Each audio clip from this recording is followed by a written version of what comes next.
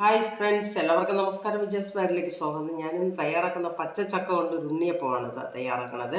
അതിലേക്ക് വേണ്ടി ഞാൻ ഒരു 10 ചക്കച്ചുള എടുത്തിട്ടുണ്ട്. ഇത് നമുക്കൊന്ന് അരിഞ്ഞെടുക്കാം. അപ്പോൾ നമ്മുടെ ചക്ക അരിഞ്ഞെടുത്തിട്ടുണ്ട്. പച്ചച്ചക്കയാണിത്. ഇത് അരിഞ്ഞെടുത്തിട്ടുണ്ട്. ഇത് നമുക്ക് ജാറിലോട്ട് ഇട്ട് കൊടുക്കാം. ഈ ജാറിലേക്ക് നമുക്ക് നമ്മൾ എടുത്ത് വെച്ചിട്ട് 1 കപ്പ് തേങ്ങയുണ്ട്. ആ തേങ്ങയും കൂടെ ഇട്ട് 1/2 സ്പൂണ് ബേക്കിംഗ് പൗഡറും കൂടെ ഇട്ട് കൊടുക്കാം. ഒരു 1/4 ടീസ്പൂണ് ബേക്കിംഗ് സോഡ ഇട്ട് കൊടുക്കാം. ആവശ്യത്തിന് ഉപ്പും കൂടെ ഇട്ട് കൊടുക്കാം. ആവശ്യത്തിന് വെള്ളമൊഴിച്ച് അരയ്ക്കാം. പക്ഷേ ഇത് ഞാൻ ഇപ്പോൾ 1 കപ്പേ ഒഴിക്കണുള്ളൂ. വേണമെങ്കിൽ ഒഴിച്ചു കൊടുക്കാം.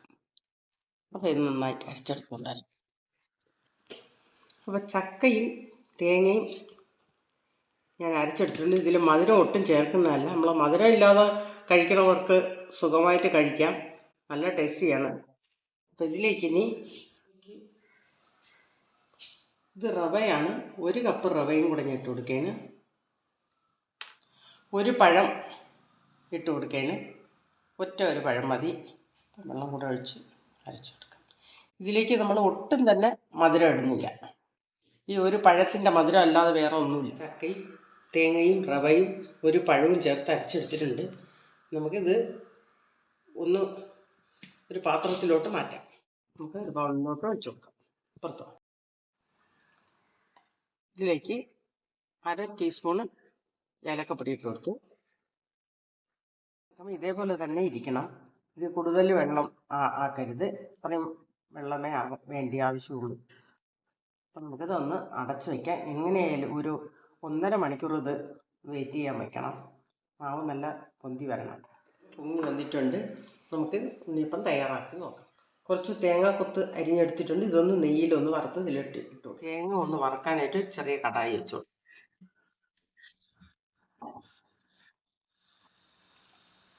ഒരു ടേബിൾ സ്പൂൺ നെയ്യ് ഒഴിച്ചു കൊടുത്ത് നമുക്കൊന്ന് വറുത്തെടുക്കാം.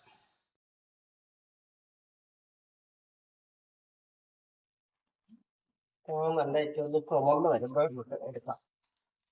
തേങ്ങ റെഡി ആയിട്ടുണ്ട്. നമുക്ക് ഒന്ന് ആക്കാം.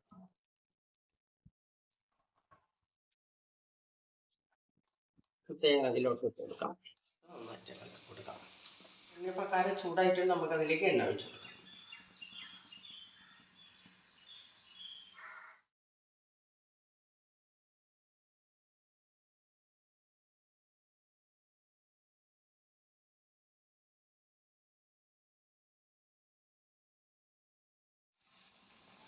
നമ്മുടെ ചക്ക ഉണ്ണിയപ്പം ഇവിടെ റെഡിയാണ്. കാരണം എന്ന് പറഞ്ഞാൽ ഇത് മധുരം കഴിച്ചു കൊടുത്തവർക്ക് ഒരു കുഴപ്പമില്ലാതെ കഴിക്കാം. കാരണം എന്ന് പറഞ്ഞാൽ ഇതിൽ 1 പഴത്തിൻ്റെ മധുരം മാത്രമേ ഉള്ളൂ. വേറെ ഒരു മധുരം ഇട്ടിട്ടില്ല.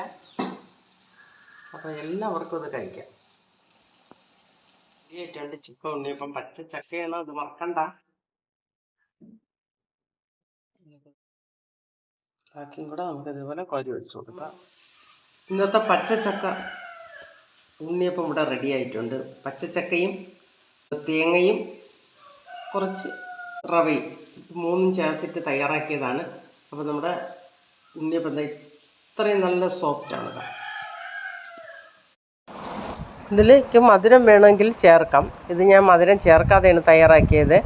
മധുരം ചേർത്താൽ കുറച്ചുകൂടെ ടേസ്റ്റാണ്. ഇത് മധുരം കഴിക്കാത്തവർക്ക് വേണ്ടിയിട്ട് തയ്യാറാക്കിയതാണ്.